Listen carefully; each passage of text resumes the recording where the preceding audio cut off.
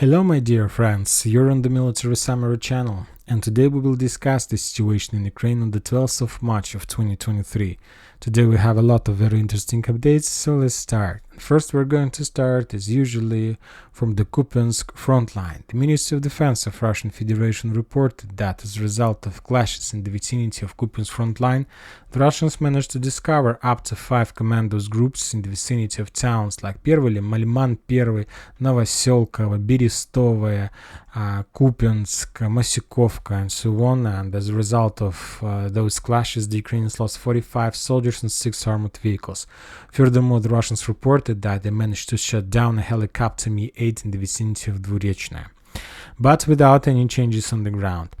Now let's move to Liman frontline. As you can see, there are a lot of icons in this area. The Russians reported that as a result of clashes on Liman frontline, the Ukrainians lost 100 soldiers, 5 armored vehicles and 2 artillery systems, 1 D-30 and other Avdiivka howitzers. Furthermore, the Russians mentioned for the first time since the, let's say, November, maybe December of the previous year, that the Russians attacked Grigorievka, this town. So that means that they're pushing in this direction, and every single day they're getting closer and closer to this town. For now, it's very difficult to determine what exactly the Russians controls in this forest, but I believe that this map shows the incorrect information. I believe that the Russians had the better positions and bigger bridgehead that we can see right now in the Serebryanka forest. Now let's move to Donetsk front line, and let's talk about Bakhmut. Today we received a lot of interesting piece of information about this town, and the most important is that this morning started with a piece of news that the Russians established control over Orekhovo-Vasilievka.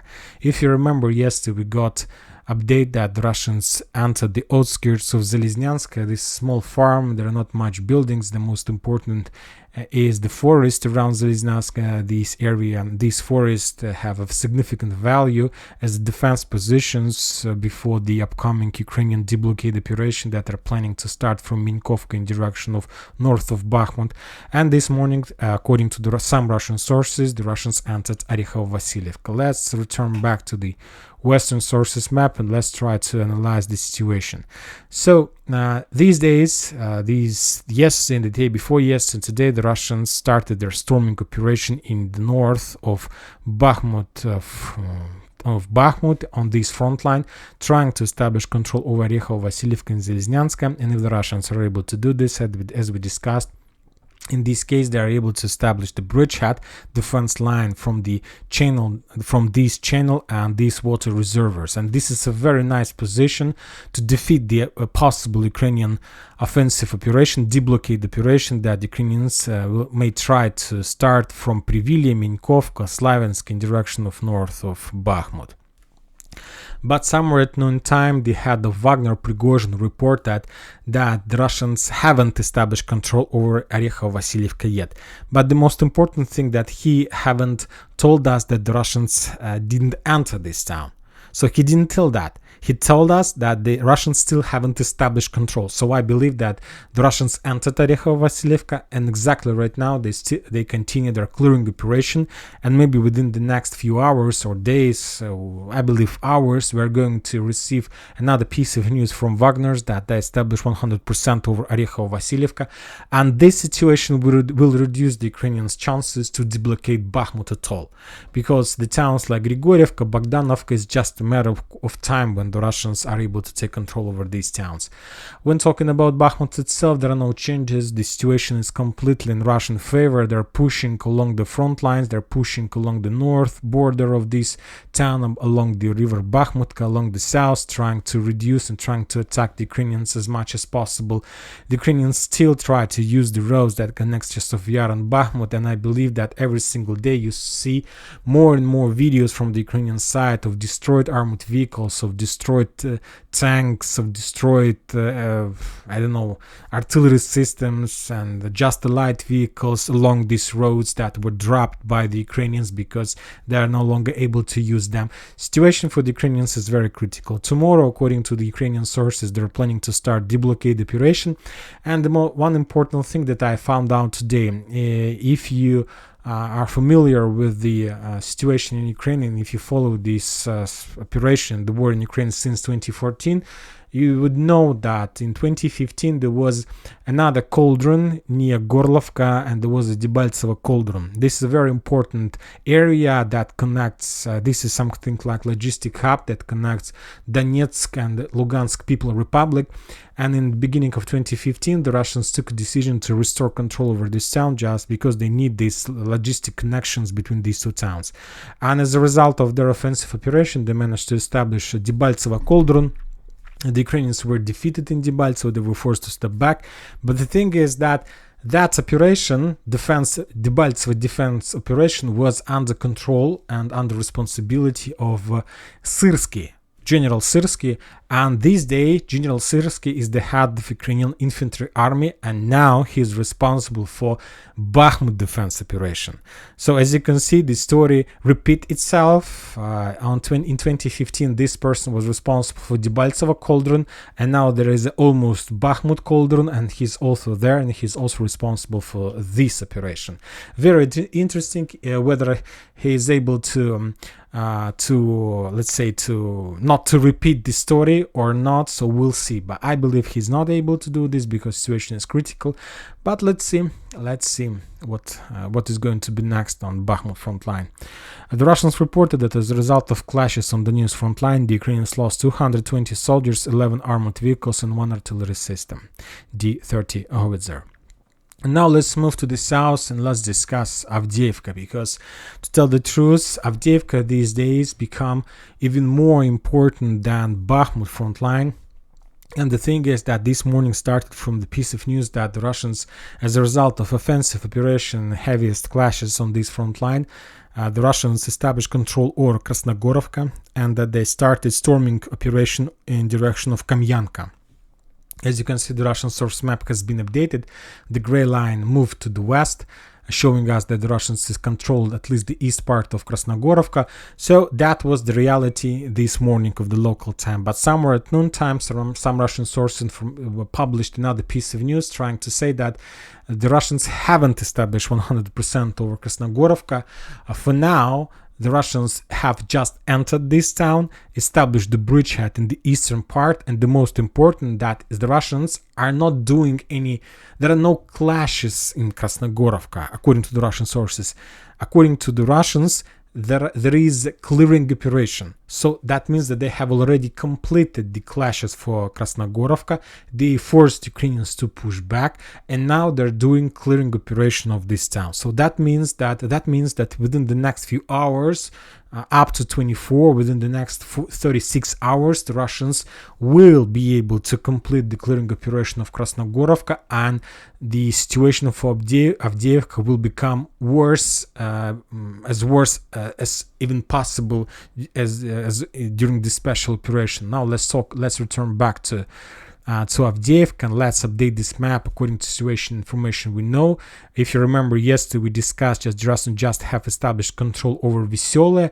Today they reported that as a result of clashes they managed to move along in direction of Krasnogorovka, and at least to establish control over like the eastern part of this town. And also the Russians are saying that they started offensive operation in direction of Kamyanka.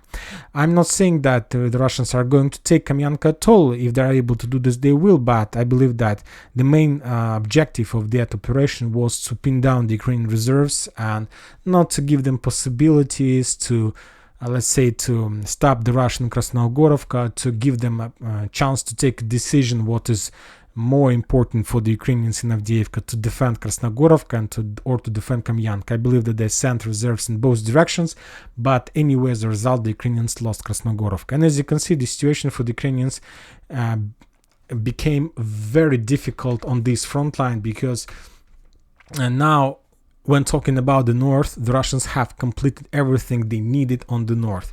And we can say that there is already operational encirclement of Ukrainians from the north. They still need to complete the clearing operation of Krasnogorovka, and I believe that they're going to do this within the next 48 hours.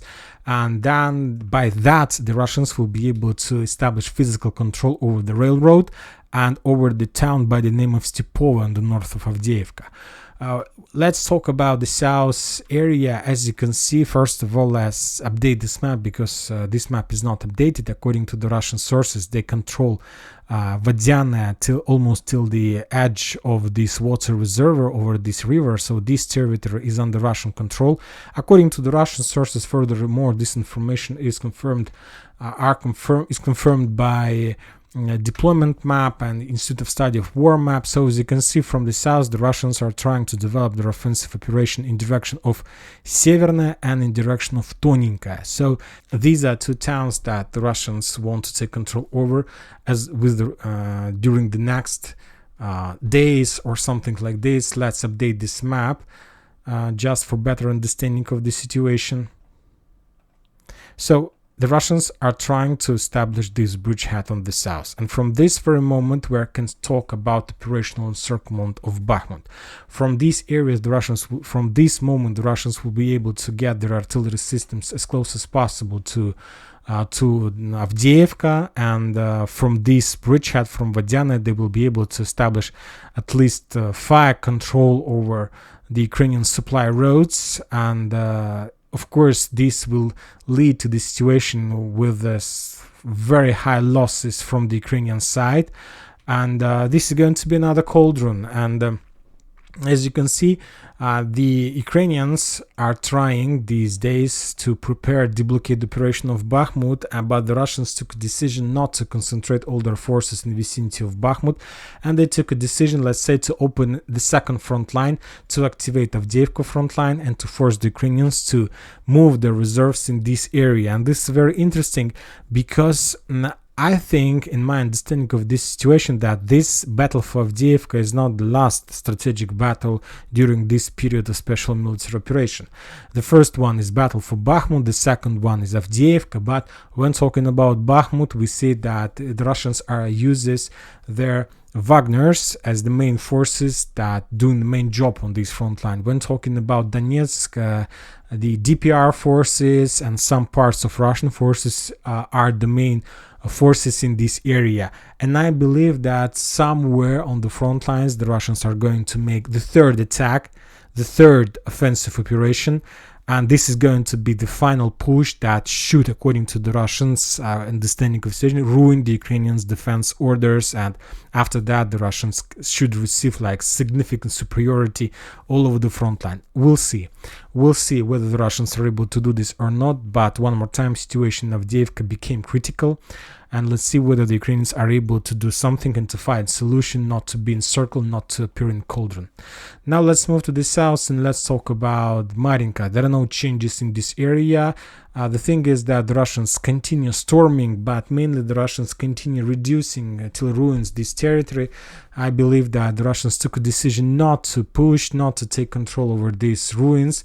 They just took a decision to destroy them. And not just to destroy, they took a decision to destroy the positions that Ukrainians can use for their forces.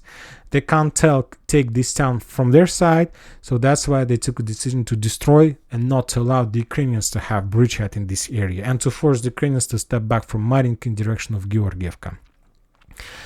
When talking about South Donetsk and Zaporozhye area, the Russians reported that as a result of clashes during the previous 24 hours, the Ukrainians lost 3 commandos groups. They were discovered, 50 soldiers, 6 armored vehicles, and 1 artillery system D-30.